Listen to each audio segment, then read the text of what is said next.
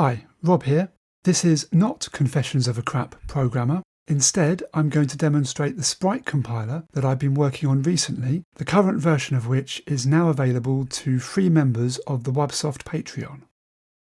Last year, I spent a lot of time making compiled sprites for Arkanoid 2, and at the time, I was quite happy that they were fast enough.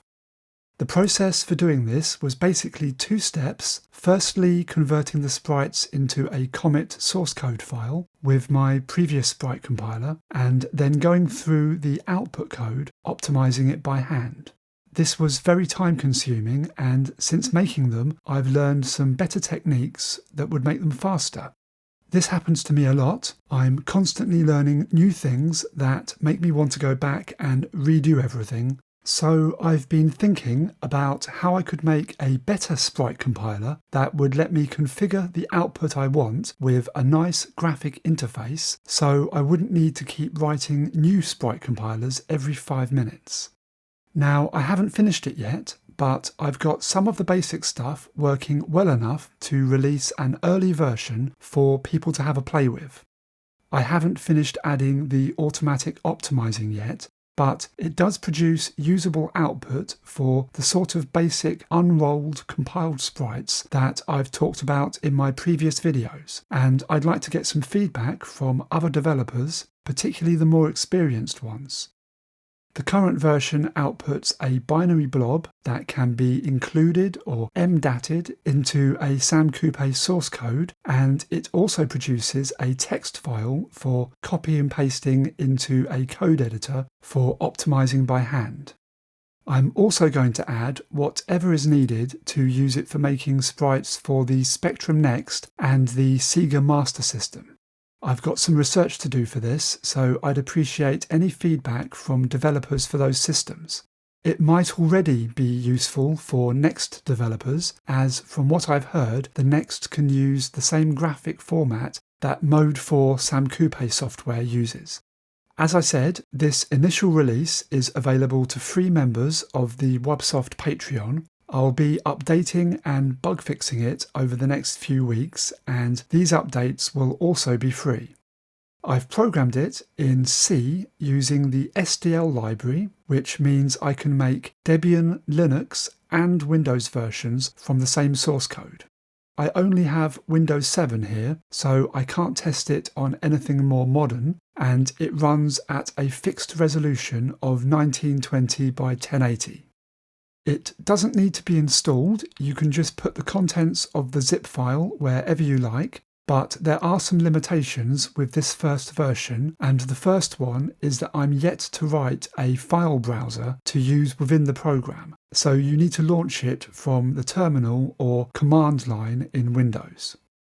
I've made a folder for putting your source images in, and another limitation with this version is that the source image has to be 256 by 192 with the data in packed pixels. This is the format that the GIMP uses as standard for 16 color indexed BMPs, and I assume that most decent graphic software will work the same way. So to load up the program with my test BMP, I need to use /tlsc images /badguy7.bmp. In Windows it will be the same, but without the / before the program name, and Windows also uses backslashes instead of forward slashes. Press any key to clear the welcome screen and you'll be able to see the main screen. Before I can do anything, I'll need to rip some sprites, so I press F2 to go to the sprite ripping screen. This is a bit rough and ready at the moment, as you can see, but it does everything you need. It defaults to a 16 by 16 pixel sprite, and so I need to adjust it for these sprites, which are 16 by 12. The right shift key lets me adjust the sprite size with the cursor keys, and I turn that off with right shift when I'm done. You move the sprite cursor with the cursor keys now and press space to rip a sprite into the buffer. I can now press F1 to get back into the main screen, and you can see all the sprites that have been ripped. I can select all the sprites by right-clicking in the Sprite panel, and if I press space, it gives a preview of them being animated. So the most basic thing you might need to do with a sprite is just converting it into a blob of raw pixel data. This is really simple. You can see the cursor flashing away in the first position of what I call the Sprite profile window. I'm going to press F5 to create a label, and then if I right-click on the profile window, a menu appears, and I'm going to select Add def-b instruction. I press enter, and the next screen is asking for how many bytes I want in one row. It's been automatically set with the number of bytes in one row of the sprites that are selected. You could increase this to a maximum of 16 bytes if you wanted, but I'll just press return, and then it asks if I want to pull in pixels from the sprite or the mask data. I haven't ripped the mask for this sprite, so I'll just select the sprite data and press return to add this instruction to the profile. The blue N denotes a byte of sprite data, and it would be red if it was mask data. All I need to do now is press F6 to add a jump, and if I click Compile Selected, it will ask me if I want to create a single output file with all the sprite frames in it, or multiple files, one for each sprite. I'm going to go with the first option, and the compiler will loop around this single profile instruction until it runs out of sprite data for each sprite. And if I go to the output folder, you'll see that 3 files have been created: the binary blob for including or emdatting into a project, the text output, and a file called offsets, which lists all the offsets in bytes for the binary blob for making a lookup table. So that's the most basic thing you might need to do with a sprite. But now, if I start this up again, I'll create a simple compiled sprite similar to the sprites I made in episode 5 of Crap Programmer last year. I haven't decided how to handle jump instructions within a compiled sprite yet, so I won't be using the jump that dealt with single pixel movement like I did in that video, and to be fair, I've been doing that step before calling a compiled sprite in Arkanoid 2 anyway. I still want to do the SCF rotate right H, rotate right L, and so I'll need to select those instructions from the list on the left of the screen. I use the Tab key to toggle the cursor between the profile window and the instruction window, and then I'm using the up and down cursor arrows to select the instructions and enter to add them to the profile. I'm going to make this easier in the future by allowing you to press a letter key to jump to the instruction you want more easily. For now, you'll have to find each one manually like this.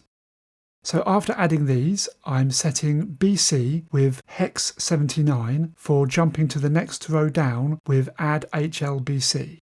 This is also the sort of thing that will be automated in the future. But for now, if I select the load BC instruction, a window will appear asking where to get that operand from, and I'll select enter the values manually. I've tried to make this as quick as possible. Up and down change the value by 1 and left and right by 100. I press enter and the instruction is added to the profile.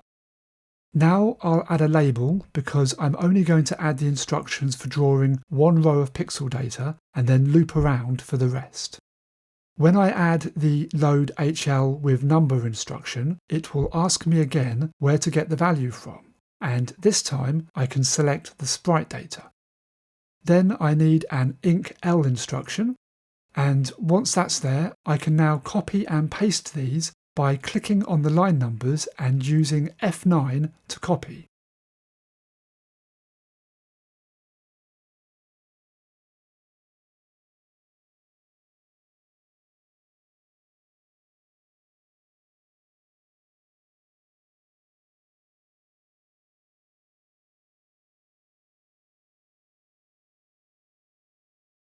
I add the add HL with BC now, and that's one row done. So I can press F6 to add the jump, and now all it needs is the return at the end. In this version of the program, you can't add any other instructions after the loop, only the return.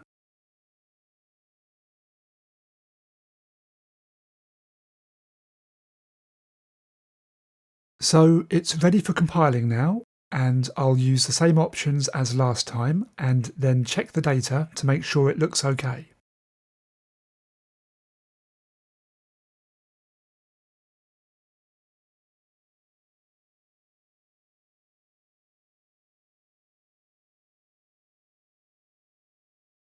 What I really need to do now is test this properly, so I've knocked up a simple test program in Comet, and if I jump to the end you can see that I've copied the offset values into a lookup table and I've added a FFFF to use as an end marker. I will just mention that the offset values that are created actually have one extra offset at the end that you won't need. I'll try to fix that in the next update. I've used SCADM to copy the output binary onto my disk image so it can be MDATed, and I'll just scroll through the program so you can see that I do all the basic stuff like set the palette, and I've got a main loop that clears the old sprite, draws the new one, and then handles updating the offset values and resetting when we hit the end of the lookup table.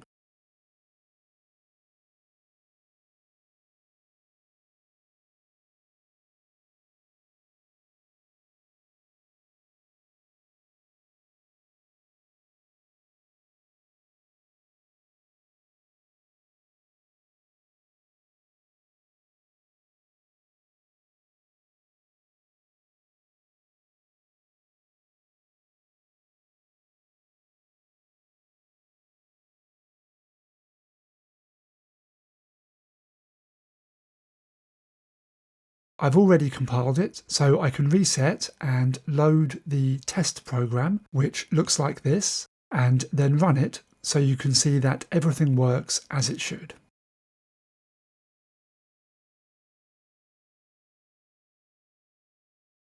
So next, I want to make use of those masks and make a compiled sprite that handles transparency. So I'll start again, but this time rip the sprites and the masks.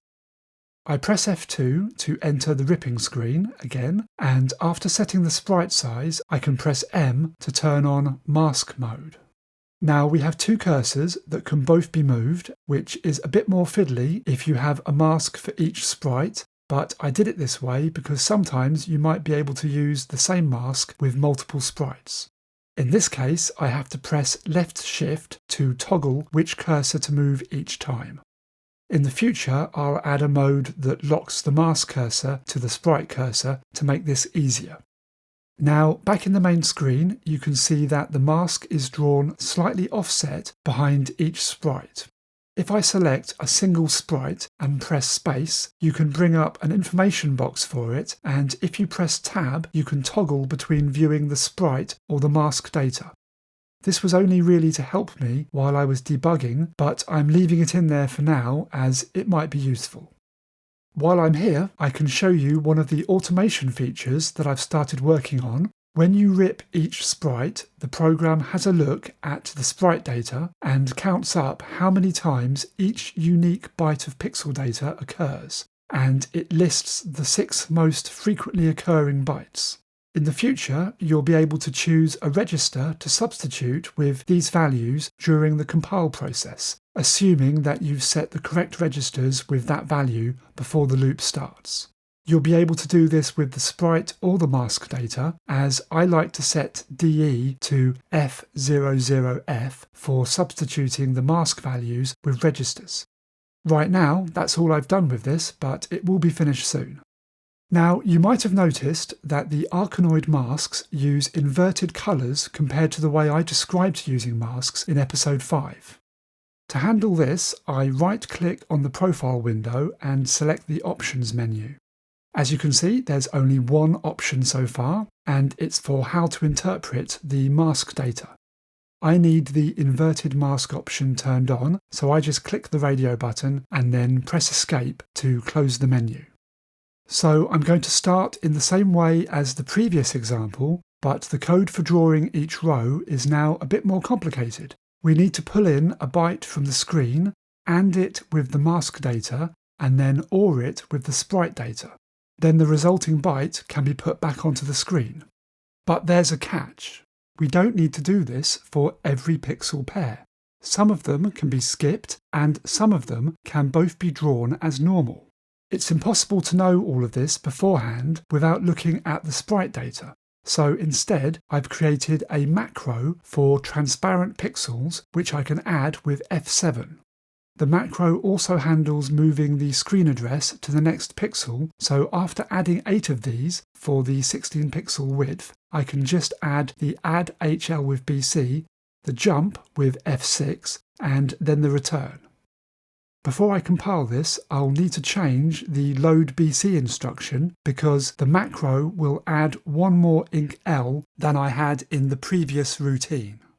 To do this, I go up to that instruction, I can delete it with the delete key, and then add a new one that uses the value 78 hex instead of 79.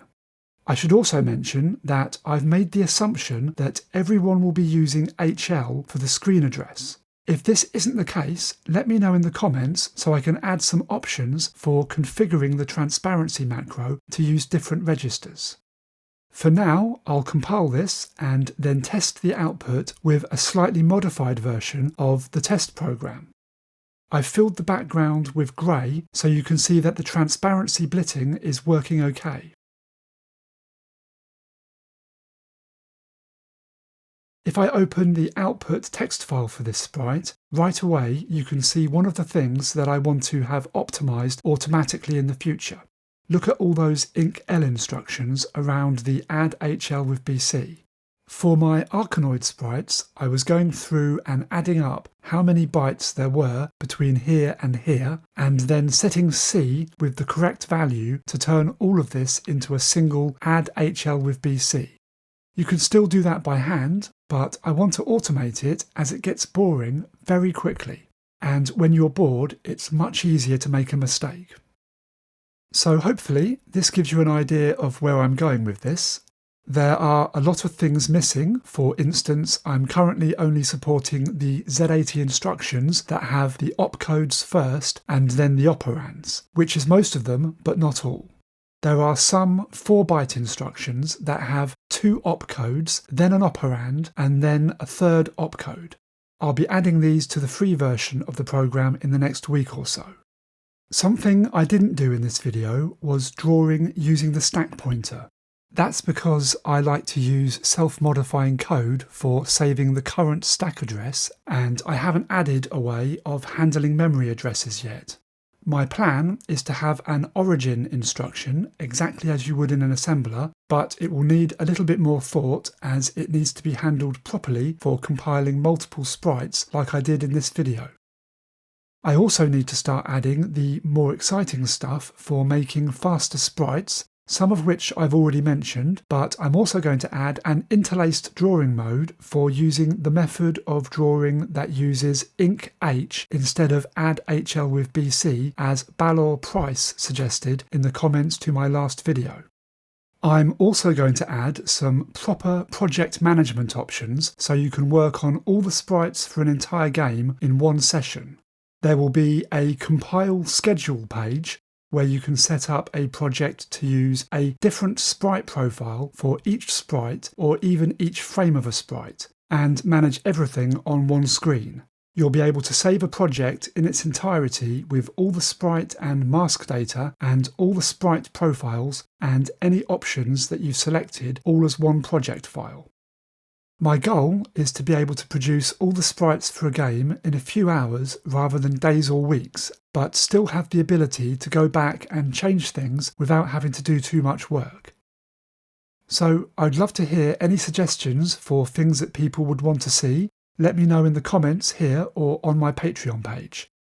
Until next time, thanks for watching.